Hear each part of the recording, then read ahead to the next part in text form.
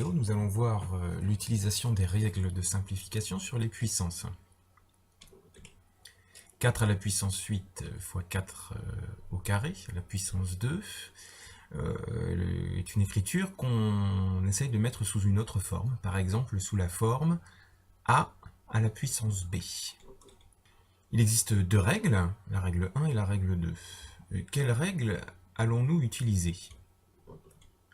On va utiliser la règle qui ressemble le plus à l'écriture, qui est là, donc 4 puissance 8 fois 4 au carré, un produit, c'est bien la règle 1 qu'il faut utiliser.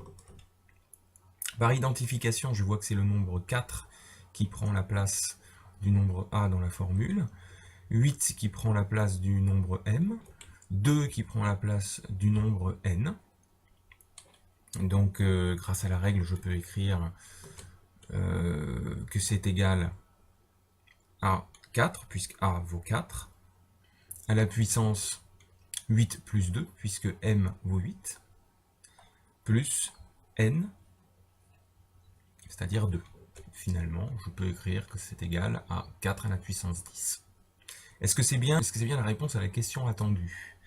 Oui, parce que c'est de la forme un nombre, A, ici 4, à la puissance B, ici 10. Deuxième exemple d'utilisation des règles de simplification sur les puissances, le quotient 4 à la puissance 8 sur 4 au carré, à mettre sous la forme un nombre A à la puissance B. Toujours nos deux règles, règle 1, règle 2. Quelle règle allons-nous utiliser?